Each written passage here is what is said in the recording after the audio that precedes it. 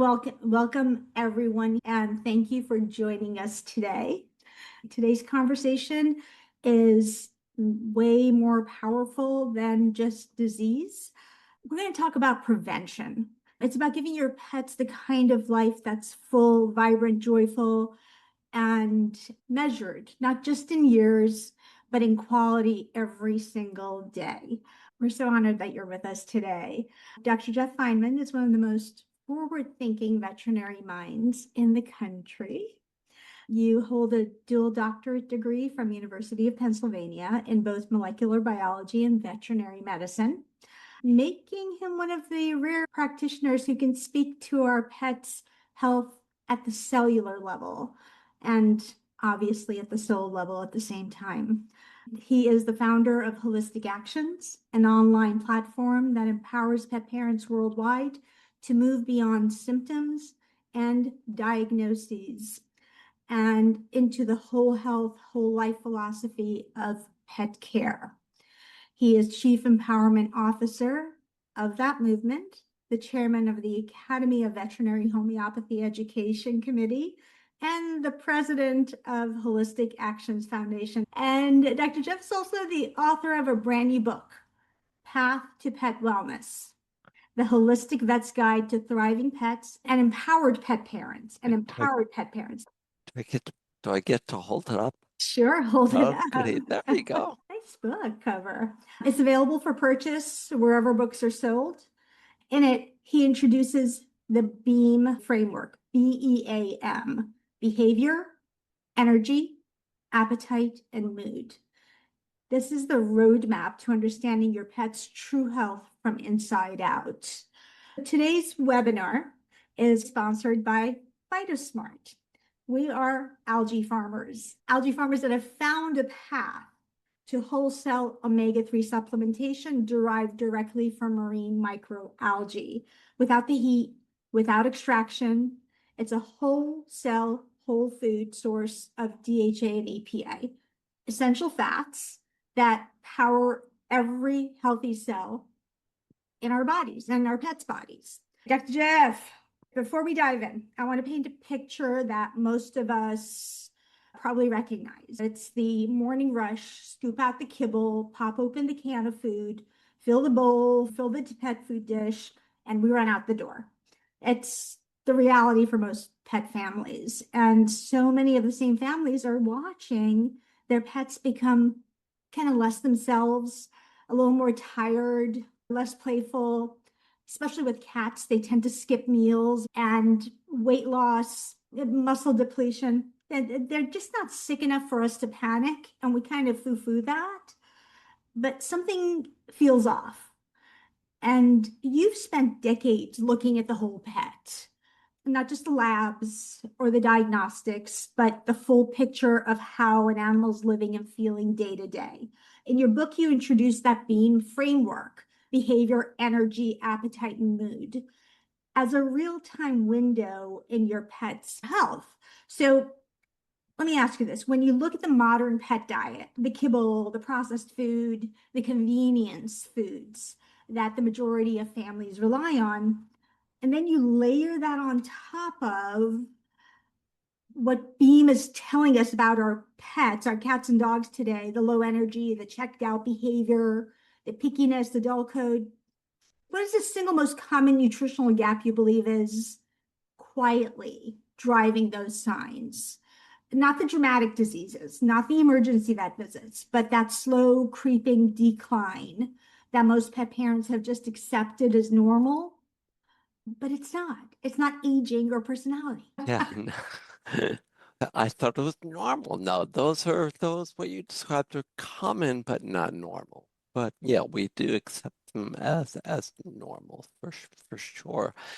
And to answer your question directly, the number one nutrient missing from what you just described is vitamin V. Vitamin V, vitality, energy, life energy, the life energy that allows beam to be as good as it can be. And it starts with processed food or unprocessed food. So we know in people that the more processed food, we're not even talking about ultra processed food right now, but we know the more processed food we eat, the sicker we get.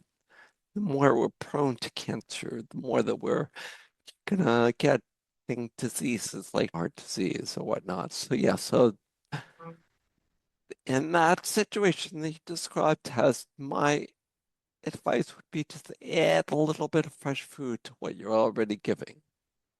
Every So day. every day, every meal. What would you consider fresh food for a dog versus a cat? Because a lot of pet owners are just, they're like, well, I give him carrots as a treat to the dog, but that's pretty high sugar. When they're already getting a high carbohydrate, kibble-based diet, are they really giving the right thing? Yeah, that's a very good point. And when I say put a little food, it usually is a species appropriate food, which is some meat-based food. Whether Okay. it's raw, whether it's a piece of your white meat chicken from dinner last night, whether it's an egg, really, if it's fresh, it's meat-based. And there are veggies that, but as you know, dogs and cats don't need or process veggies the way that we do. So a piece of broccoli is great, but it needs to be chopped up or steamed or, to be bioavailable. Because Okay. otherwise you're just giving them a treat better than Okay. better than the milk bone. But yeah. The whole food market is kind of weird. When you have a food that has so much potatoes in it and potato starch, but it's still in the refrigerator or the freezer section, we have to be careful with what we're seeing in the pet food stores. What's real, fresh food versus what's not. I mean, it's a lot of marketing. Take it from me. I'm in marketing. Yeah, it is all marketing actually, because this whole food thing is really very simple. You want It's really three words to find, what the right diet is for all of us, and that is you want to eat is varied and it's fresh and in moderation. So what you're describing before is, well, it's good, so we're going to use more of it. Well, less is more often. So yeah, you don't want to overdo any of that. And yeah, the pet food's going to have more of those unsafe ingredients than necessarily we'll find in the market for us. Okay. If you are feeding a mainly processed food and then adding some fresh food, let's talk about omega-3s. I always recommend adding sardines, but not every animal will eat fish. So what do we do? Well, they should. They should. Yeah. I mean, But there are individual preferences, but it's very, very common that there are dogs that will not eat fish or cats that will not eat canned food, only dry food. That's not a problem with the Dutch food. That's an issue with the beam. Because a normal species appropriate dog or cat is not picky. You do not okay, see too many animals out there that they come across a kill and they say, I don't really want venison today. I'm going to go elsewhere.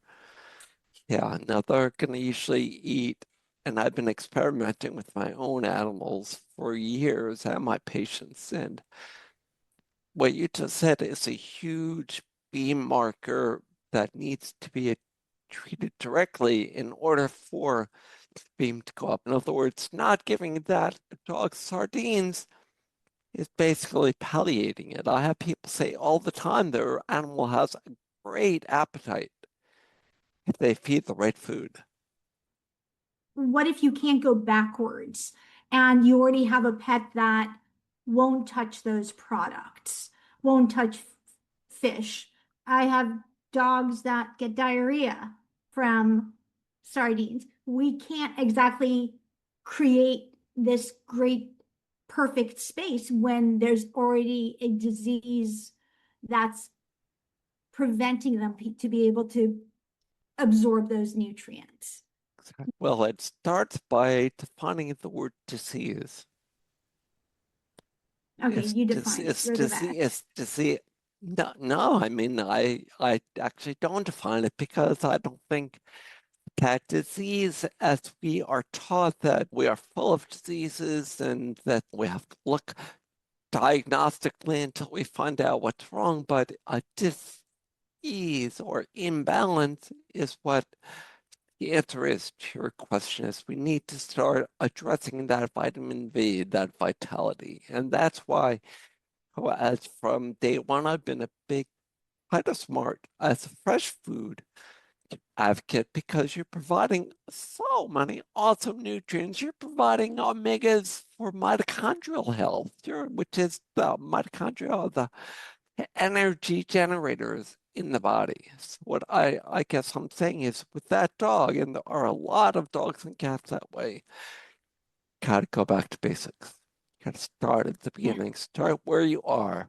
There are, and that's where I usually start with what I call the happiness protocol. Well, Happiness protocol entails step one is identify what makes your animal the happiest. It could be a special treat, it could be a sniffle, it could be playing, whatever. Step two, do more of that than you're already doing. Usually I say double it for 2 weeks. And then step three is evaluate. Evaluate the effect. So that dog that won't eat sardines, that dog who has diarrhea from the least change of diet, or that cat that will only eat dry food, are they beginning? Not have they gotten better in 2 weeks? Because the body doesn't work that way.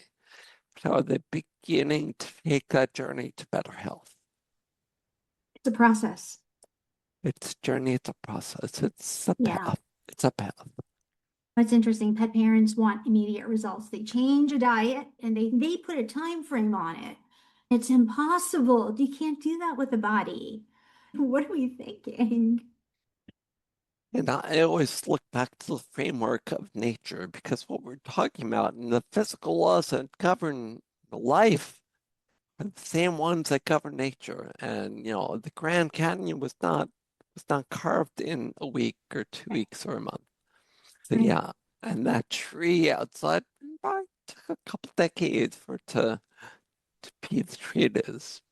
But the opening to this session, I talked about Beam and looking at the whole picture.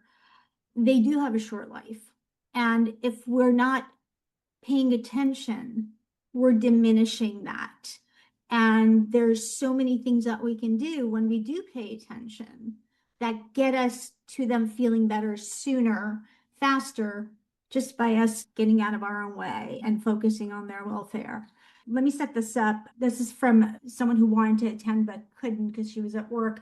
We received a message from a Frenchie mom who's been through it all: raw food trials, elimination diet, prescription diet, vet visits, training classes, because she thought what the physical issues were behavioral. And now she's staring down two immune suppressing drugs, Apoquil and Cytopoint, for a 2-year-old dog. She wrote, "I feel like I'm losing this battle and will not be able to help this poor boy." Dr. Jeff, she's not alone. Let's talk about what's really happening under the skin. When a young dog, especially a breed like a Frenchie or a bulldog, the bully breeds, has been itching since puppyhood, and medications like Apoquil and Cytopoint are on the table, what does that tell us about the underlying biology? And before a pet parent commits to a long-term immune suppression, what foundational nutritional pieces should be in place first? Not instead of the vet's plan, but alongside it. Yep, yep, yep. And thank you, Amanda, because yes, that is something that a lot of us could relate to. And the very, very first thing, raising in the beam for weaning the drugs, and the vet getting happier and happier as your dog starts not itching as much because the apical side point to targeting molecular mechanisms affecting the itch of the dog. And what we want to do is go deeper. What you're doing basically is using weed killer and you're pulling out the top part of weed. That's what we do when we do drugs. When we are prescribed medications, getting rid of the visible part of the disease, in this case, itching or the red ears or the whatever the symptom is, I say we go right for the root. Because what I've learned over decades is that more that we attack the uppermost, and again, attack and fighting the fight, and they're not fights. It's not an attack, it's a reframing. We just need to reframe the fact that the body is doing the best it can and that it will always, that it is designed to rebalance.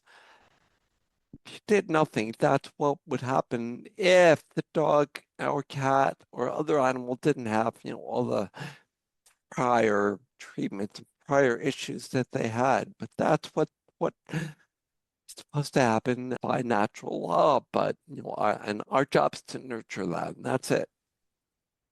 Okay. Everything else that we do along the way is slowing down that process.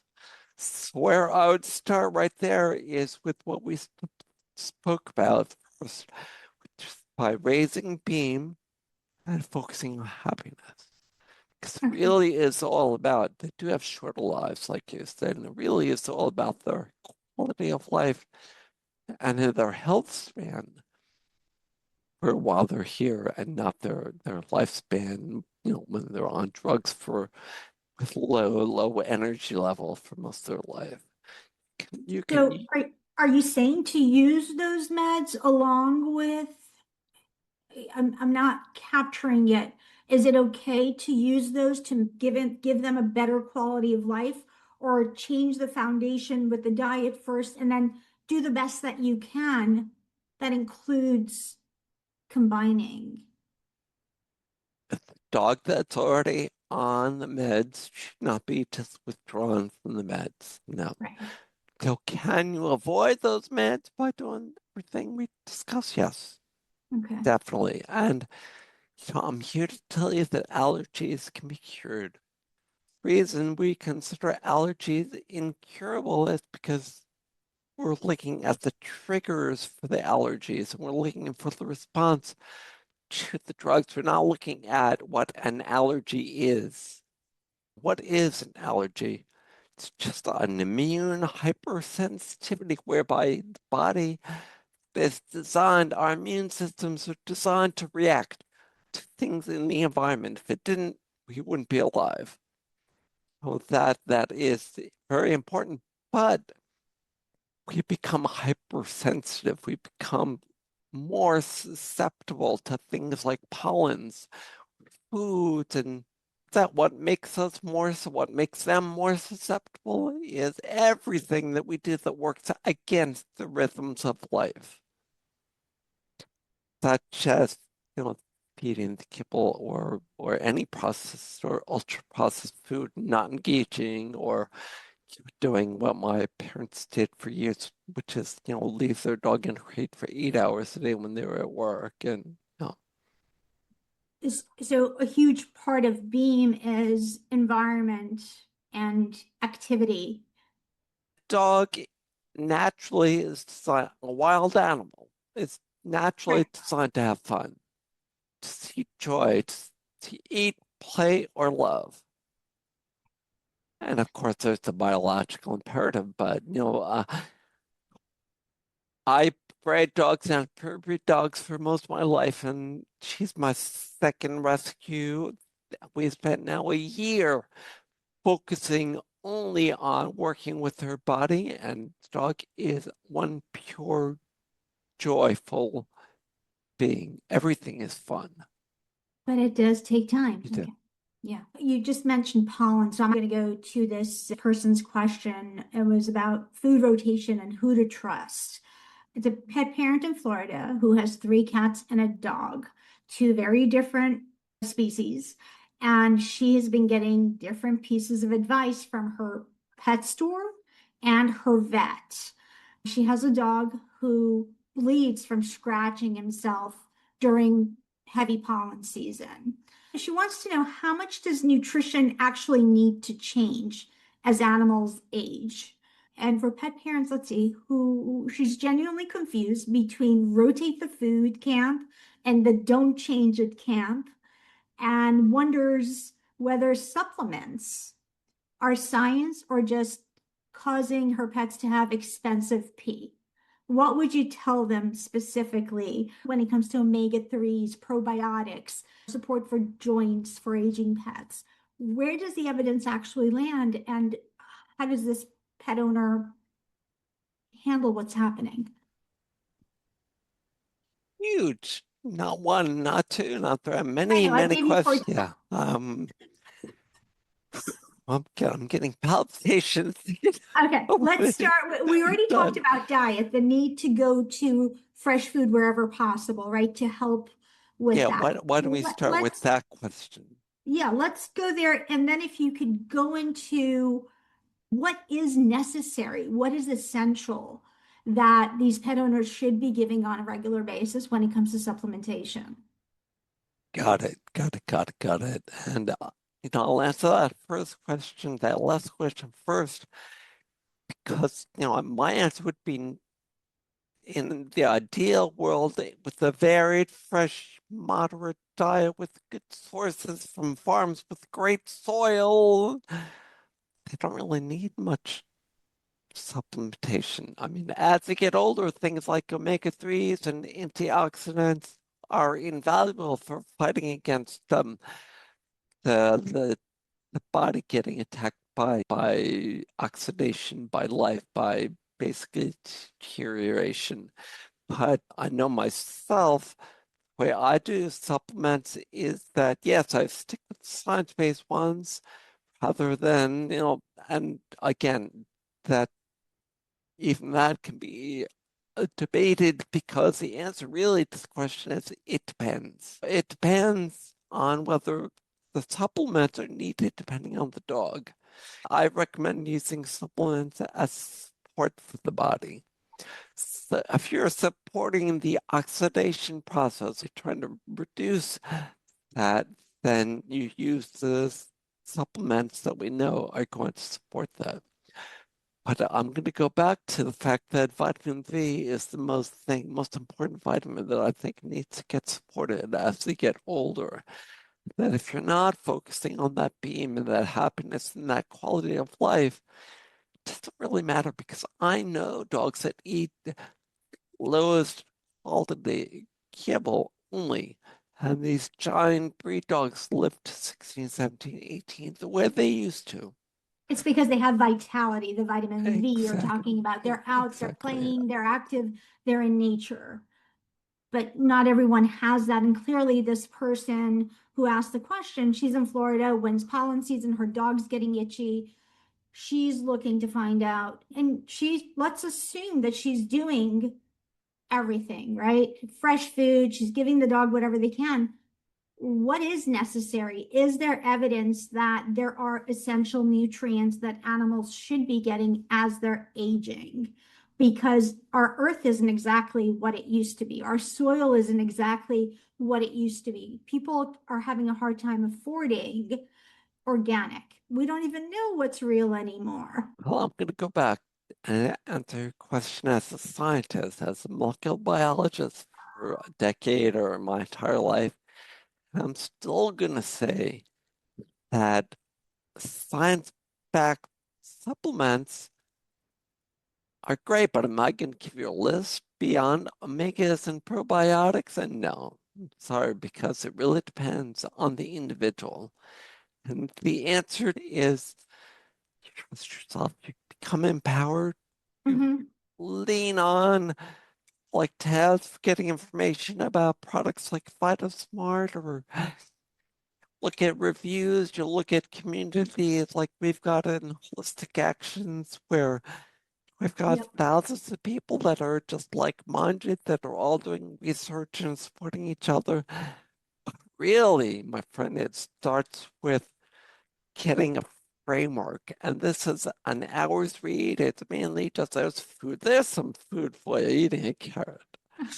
It's just what I call a little picture book that you can read in like an hour or two, but it will reframe all your questions because I feel Taz is also getting into the weeds with you, which is inevitable. Because I I know, mean, I know, that I is get it. why the hardest thing to do for me is help veterinarians understand there is another way of looking at an itchy pet. We don't need to work against life processes in order to get dis-ease back in balance. Yeah. Yeah. But there are, just like you said, there are essential nutrients like probiotics and omegas, the essential fats, my gut microbiome health, and all that from food and whole cell products. And I am going to boost up Phyto because we do make an amazing omega-3, DHA, DHA, EPA, and of course, our Celebrate Health with the sulforaphane. Amazing for animals that unfortunately are going through cancer care. And I'm glad you brought up the Celebrate because, especially Celebrate of your wonderful products. That's one that I recommend the most. Beyond that, that these Phytosmart products pretty much cover the basis. On the omega-3s. And vitality. I mean, I can buy omega-3s in a capsule that are not providing the vitality that I'm going to get from a fraction of that in the Phytosmart. Because maybe that you get all those same nutrients from wild blueberries and pomegranates and other fresh wild foods. But a busy person, I just cannot imagine a single supplement that I would recommend other than Celebrate just for health maintenance. Yeah. Yeah. That's what we're talking about. Because when I say it depends, an itchy dog may need something like a blend of other oils and fatty acids, but I would definitely start with that, with For the Celebrate. Celebrate Health. Yeah, Yeah. yeah, Between the sulforaphane, sure. which is detoxifying, and the DHA, which gives them the essential fats that they need, you're getting a synergistic effect, essentially. And you're supporting vitality. Vitamin V. And that will directly because you're supporting the mitochondrial function. Talk about that a little bit more, please. I mean, Okay. mitochondria are the powerhouses in the body. You want to talk about molecular biology and cloning, all that cool stuff. Mitochondria are the little powerhouses. They're little things that live in every cell throughout the body. They generate the energy that allows the body to stay in a balanced state of health. And when the mitochondrial function decreases, this is why we want to support them. But when it decreases, you begin to get symptoms like itchiness, like diarrhea, like brain disease, like my own brain disease is a mitochondrial energy disease at its core. And actually, I think every brain disease is a mitochondrial energy disease. And I think what scientists at Columbia, like Martin Picard and other mitochondrial scientists, are finding is that everything is mitochondrial disease. And that what we need to do above all is support the energy generation in the body. And the best way to support the mitochondria is to be happy, joyful, loving, connected, engaging and doing what you can because a lot of us work all day. You can still engage with your dog. Yep. Vitamin V. Okay. I'm going to ask you about pancreatitis and fats, especially since we're an essential fat company. Everyone's afraid of fats if their pets develop pancreatitis. So there's a lot of fear in the pet parent community around fat and pancreatitis, and rightfully so, because all our vets have always said, reduce fat, reduce fat, reduce fat. But is all fat truly equal when it comes to pancreatic risk? And because there seems to be a real difference between saturated animal fats and the kind that you get like at table scraps and holiday meals, and is there a difference between that and anti-inflammatory omega-3 fatty acids from marine sources? Can you help us understand that distinction and what the long-term nutritional plan looks like for a dog or a cat that's recovering from pancreatitis? I know with so many questions, but just give me the facts. No, you're going back in the weeds. You got to Yeah, but reframe that question because fats are not the problem. Fats are yeah, but the weeds trigger. is where we live with pet owners. Exactly. You know that. I do And know if I that. don't address it that way, they're not going to capture it. So help me. You're the Oh, man. no, no. I mean, for sure. Well, I'm not saying that your question isn't a great and common question that I hear all the time, but the real answer is get out of the weeds, reframe the question, and equate fat and pollen. How can we equate fat and pollen? It's both triggers. That's what medicine is based on, is dealing with eliminating the triggers. We call it the ask method. Ask what I can do. You can only avoid a pollen, avoid a fat, avoid ask, support the body. Nothing does it better than fresh food and Phytosmart. Or C, cure the underlying disorder. Yes, we spell ask with the C, sorry. C is cure the underlying disorder that will prevent reduce chances of triggers being a problem. I became a homeopath from molecular biology and internal medicine and all that because my own allergies were cured by these little pills that I couldn't figure out. But at that point, I said, I gotta fix. Okay. So, yeah, that's when we got to start reframing. Everything is not physiological. Physiological is secondary. Primary is that vitality and balance, period. So when it comes to pancreatitis, yes, in the acute episode, veterinarians are all about risk reduction. I look at risk reduction throughout life, not like individual things. So what is the biggest risk in life is by making your life smaller and smaller and smaller, contracting, eating fewer foods, not able to go outside, not able to do this, not able to do that. And what we can do here and what you can do with vitamin V, with Phytosmart, with joy, with happiness is just, we expand that. Health is freedom and flexibility for us and our animals. So I think that the fat question is so multifaceted that, the way I would answer, for example, the table scraps, table scraps are what I call fresh food. I agree. But if they're getting turkey skin from that Thanksgiving meal, that could trigger it.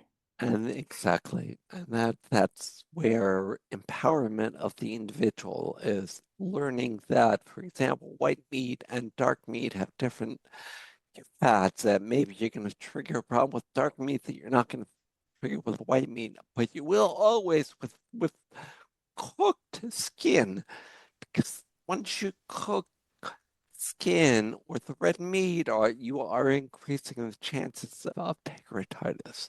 Saturated or unsaturated, they know what to do. They know what works. They know that feeding Do table they? scraps doesn't work. Well, they know what works to keep their animal where they consider to be balanced. But I think that, again, the reframing is look at the bigger picture. What does rebalancing really look like? It looks like love. It looks like joy. It looks like freedom and flexibility to eat or not eat or whatever food is in front of them. That I keep trying to reframe the picture, but yeah, so I guess we're done. We're done. You've I love talking to you. Thank you so much.